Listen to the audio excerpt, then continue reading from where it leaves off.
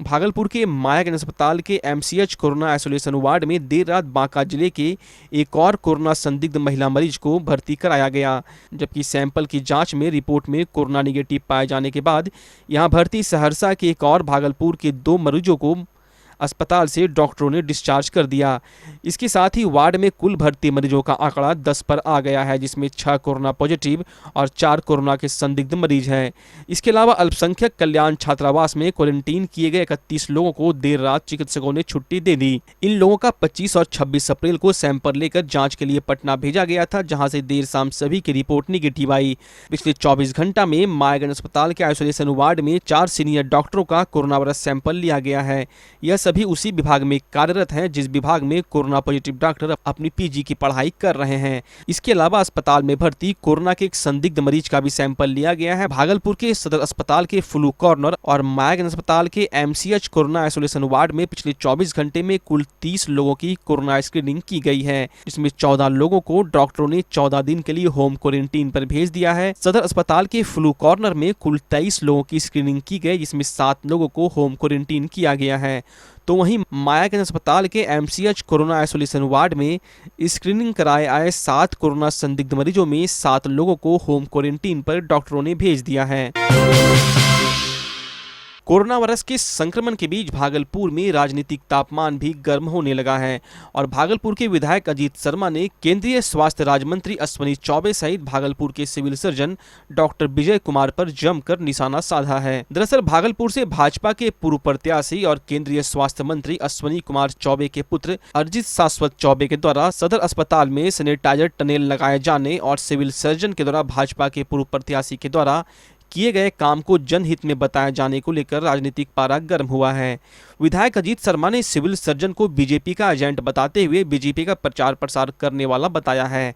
विधायक ने कहा कि लगता है केंद्र सरकार के पास पैसा नहीं है और केंद्रीय स्वास्थ्य मंत्री अपने बेटे को प्रमोट करने में लगे हुए हैं। अजीत शर्मा ने हर एक स्कूलों, सड़कों और सभी अस्पतालों में सैनिटाइजर टनेल लगाए जाने की मांग करते हुए सिविल सर्जन से पूछा है कि क्या उन्होंने मुख्यमंत्री और स्वास्थ्य मंत्रालय से भागलपुर के सभी अस्पतालों में सैनिटाइजर टनेल लगवाए जाने की मांग की थी। विधायक ने मुख्यमंत्री से वैश्विक महामारी के बीच राजनीति करने वाले सिविल सर्जन पर कड़ी कार्रवाई करने की मांग भी की है। भागलपुर के बाथ थाना क्षेत्र के इंग्लिश खानपुर के गहरा नदी के पास देर रात अज्ञात अपराधियों ने मुकेश कुमार उर्फ मुकवा नामक व्यक्ति की गोली मारकर हत्या कर दी। अपराधियों ने मुकवा के चेहरे पर 3 गोली मारी है, जिससे घटनास्थल पर ही उसकी मौत हो गई। घटना के बाबत बताया जा रहा है कि आपसी रंजिश के कारण घटना को अंजाम दिया गया है। घटना के बाद मृतक की पत्नी और परिवार के लोगों का रो रो कर बुरा हाल हो गया है। वहीं घटना की सूचना के बाद बाथ थाना police, law and order DSP Nisar Ahmad घटनास्थल पर पहुंचकर मामले की तहकीकात में जुट गए हैं। फिलहाल सबको कब्जे में लेकर पुलिस ने पोस्टमार्टम के लिए भागलपुर भेज दिया है। हम आपको बता दें, मृतक मुकेश मंडल के ऊपर कई आपराधिक मामले भी दर्ज हैं और आपसी रंजिश में हत्या किए जाने की बात सामने आ रही है। वहीं डीएसपी निसार अहमद शाह ने कहा है कि परिजनों के बयान पर पुलिस आगे भी कार्रवाई करती रहेगी, जबकि मृतक की पत्नी किसी भी आपसी रंजिश से इनकार करते दिख रही है। मामला कुछ भी हो, लेकिन आपराधिक प्रवृत्ति के मुकेश के मारे जाने से आसपास के कई गांव के ग्रामीणों ने राहत की सांस ली है। भागलपुर प्रक्षेत्र के डीआईजी सुजीत कुमार भागलपुर के पुलिस जिला नौगछिया पहुंचे। पुलिस जिला नौगछिया के पुलिस कर्मियों को रहने में होने वाली परेशानियों का जायजा लिया।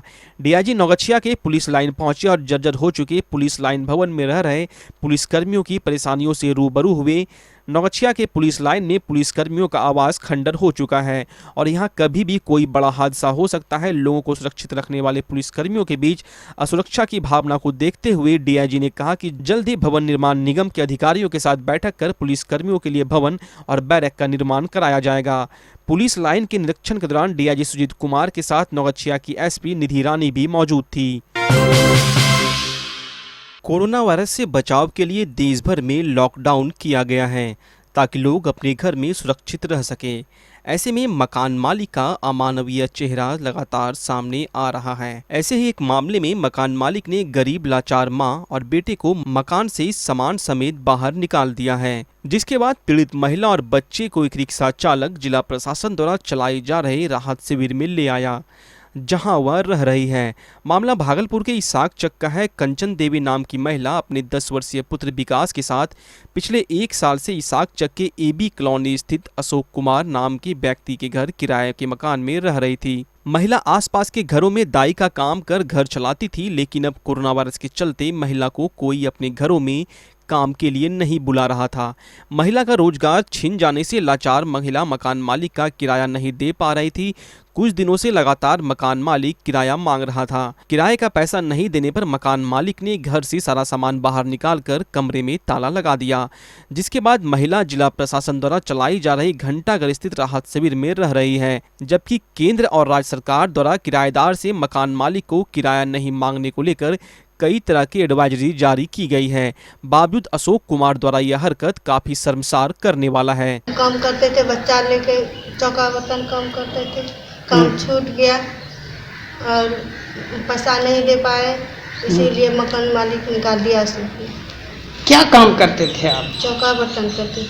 कहाँ पर? उधर इसाक। कहाँ पर करते थे? एबी कॉलोनी में। आरबी कॉलोनी में? AB colony. एबी में।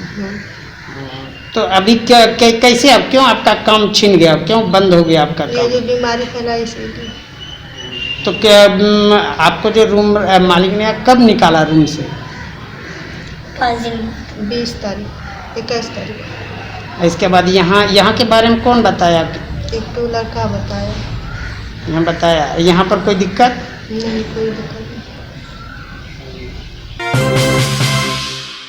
देश के प्रधानमंत्री नरेंद्र मोदी के द्वारा दूसरे राज्यों में फंसे छात्र छात्राओं और कामगार मजदूरों को वापस अपने घर भेजे जाने का निर्देश दिए जाने पर कांग्रेस विधायक अजीत शर्मा ने प्रधानमंत्री पर तंज कसते हुए कहा है कि आखिरकार क्यों मजदूर और छात्रों को घर वापसी का आदेश देने में प्रधानमंत्री को 1 महीना 10 दिन का समय लग गया। विधायक ने कहा कि एक छात्र ने दिल्ली से घर वापस नहीं आ पाने के डिप्रेशन के कारण आत्महत्या कर लिया, जो काफी दुखदायक है, और यदि सरकार अलग अलग राज्यों में फंसे लोगों को जल्द से जल्द उनके घरों तक नहीं पहुंचाएगी तो यह आंकड़ा बढ़ भी सकता है। अजीत शर्मा ने बिहार के उप मुख्यमंत्री सुशील कुमार मोदी के द्वारा दूसरे राज्यों में फंसे लोगों को बिहार लाने में असमर्थता जाहिर करने पर गहरी नाराजगी व्यक्त करते हुए कहा कि जब प्रधानमंत्री की बात पर अमल उनकी ही पार्टी के नेता और बिहार के उप मुख्यमंत्री नहीं कर पा रहे हैं तो दूसरे लोग प्रधानमंत्री की बात से कितने सहमत होंगे यह तो कोई नहीं जानता। विधायक ने प्रधानमंत्री से दूसरे राज्यों में फंसे लोगों को ट्रेन से उनके प्रदेशों में भेजे जाने की मांग भी की।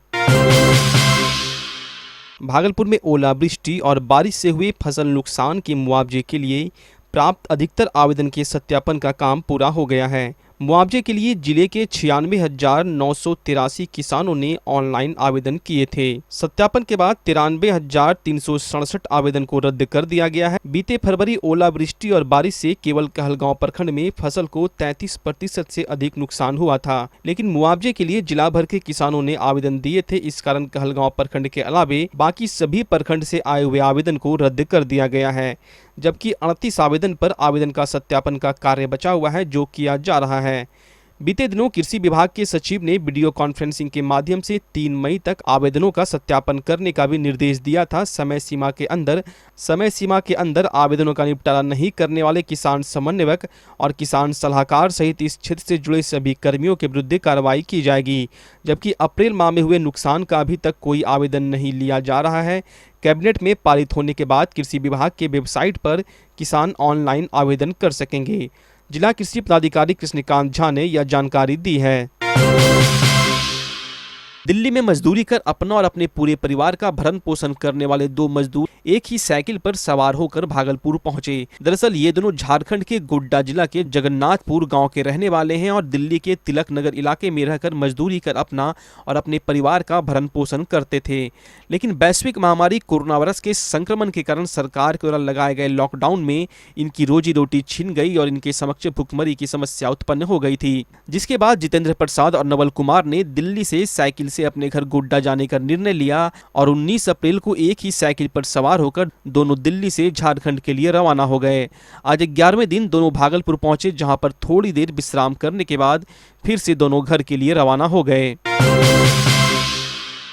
वैश्विक महामारी कोरोना वायरस के संक्रमण के बीच भागलपुर के युवाओं द्वारा लगातार कोरोना के खिलाफ जारी युद्ध में रात दिन लोगों की रक्षा के लिए लगे कोरोना वॉरियर्स का उत्साहवर्धन करते दिख रहे हैं। मुंदीचक मोहल्ला कमेटी के पिंटू कुमार, सन्नी भारती, आनंद, अभिषेक, अनुज, बादल और आर्यन सहित कई युवा दिन रात ड्यूटी में तैनात पुलिस कर्मियों को ड्यूटी के दौरान नाश्ता, ठंडा और पानी पहुंचाकर अपनी सेवा दे रहे हैं। रमजान के महीने की शुरुआत हो चुकी है व लॉकडाउन को लेकर रोजेदारों की मुसीबत को कम करने के लिए नाथनगर के युवा समाज सेवी विजय यादव ने ललमटिया ओपी क्षेत्र के कबीरपुर, मधुसूदनपुर ओपी क्षेत्र के रहमतपुर, हबीबपुर थाना क्षेत्र के साजंगी मेला मैदान में गरीब, असहाय, जरूरतमंद तक पहुंचकर करीब सैकड़ों रोजेदारों के बीच सूखा राशन और फल का वितरण किया। वहीं रोजेदारों ने इस कार्य को काफी सराहनीय बताया। उन्होंने कहा कि युवा समाज सेवी विजय यादव हर समय लोगों के साथ रहते हैं। वहीं युवा समाज सेवी ने कहा कि लॉकडाउन में गरीबों और रोजेदारों की मुसीबतें कम करने के लिए वितरण किया जा रहा है। हर एक क्षेत्र में गरीब परिवार के लोगों व सभी अल्पसंख्यक क्षेत्रों में रोजेदारों की मदद लगातार पहुंचाई जा रही है। यह सेवा लगातार जारी रहेगी। मौके पर नाथनगर सीओ राजेश कुमार, अप्पू सार, राजीव यादव समेत टीम के अन्य सदस्य मौजूद थे। आज का कार्यक्रम जो है हमारा सिमरिया में रहा। खास वहाँ पे बहुत रोज़ेदार को जो है राशन की ज़रूरत थी। बहुत मुस्लिम भाइयों को जो है बहुत काफ़ी ज़रूरत थी। बहुत गरीब लोग थे वहाँ पे करीब लगभग 180 आदमी को हमने राशन उपलब्ध कराया। वहाँ के जो भी लोग थे पाठ पार्षद वगैरह को बुला के सबको लिस्ट बना के वितरण कराया। अब बाद बाकी जो है और कबीरपुर में, साजंगी में सब जगह जो रोज़ेदारों को फल वो राशन सभी लोगों को उपलब्ध कराया। टोटल मिला के करीब 600 लोगों को मैंने राशन व फल उपलब्ध करवाया। और अभी इस लॉकडाउन की वजह से भुखमरी की बहुत ज़्यादा ये हो चुकी है, जिसके वजह से जो है बहुत ज़्यादा डिमांड हो गया है। सभी को राशन पहुंचाने के लिए हम सुबह 8 बजे से लेकर रात 10 बजे तक कंटिन्यू हम तथा हमारे जितने भी वॉलंटियर हैं सारे लोग इसमें कंटिन्यू लगे हुए हैं। नाथनगर प्रखंड के रामपुर खुर्द पंचायत के मुसहरी टोला में जदयू नेता सह नूरपुर पंचायत के मुखिया प्रतिनिधि पप्पू मंडल ने लगभग 150 परिवारों के बीच सूखा राशन का वितरण किया। वहीं उन्होंने उक्त गांव में बीते मंगलवार की सुबह रश्मि देवी की मौत के उपरांत उनके स्वजनों को श्राद्ध क्रम के लिए 4000 रुपये की सहायता राशि भी प्रदान की थी। पप्पू मंडल ने कहा कि यहाँ पीने की पानी की समुचित व्यवस्था नहीं है। गांव में एक चापाकल पर नजर पड़ी तो ग्रामीणों से पूछा तो बताया कि करीब महीने भर से यह चापाकल खराब है, कोई झांकने तक नहीं आता। पप्पू मंडल ने तत्काल उसे ठीक कराने और वहीं पर एक मिनी पियाऊ की व्यवस्था का भरोसा दिलाया।